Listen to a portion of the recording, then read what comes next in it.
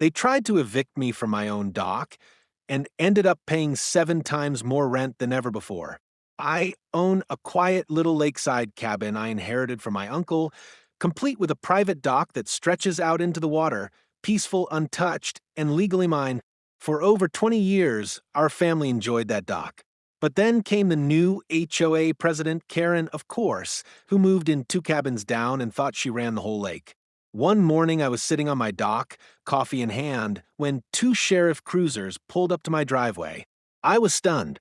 The officer said they received a complaint that I was illegally occupying community shoreline property and that I needed to vacate the dock immediately or face trespassing charges. I laughed, not out of disrespect, but because I had the original survey maps, deeds, and even the tax history proving that dock sat entirely on private property. The cops left once I showed them the paperwork, but not before muttering that this kind of HOA drama happens more than you'd think. I thought that was the end of it until I got a formal eviction notice from the HOA the next week. That's when I snapped. See, what Karen didn't know was that her precious HOA actually leases a portion of land for their boat launch and parking lot, and guess who owns that land? Me. My uncle purchased that strip decades ago and quietly renewed the lease to the HOA every year for a symbolic $100. It was a gesture of goodwill. But this time, I called my lawyer, reviewed the lease agreement, and realized I had full legal rights to amend the terms at will with 30-day notice. So I did.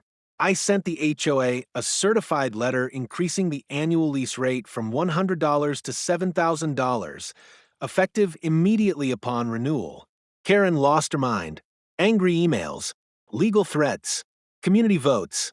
But it didn't matter. They either paid or lost access to their only lake entry. A month later, the HOA begrudgingly paid the full $7,000 and removed all claims about my dock from their newsletter. I also made it clear, one more false call to the police, and the lease goes up again. Sometimes you don't have to raise your voice to win, just raise the rent. Karen thought she could control everything around the lake. Turns out, the lake was leased from me. For more real stories where quiet revenge speaks louder than words, hit that follow. This is the HOA Stories.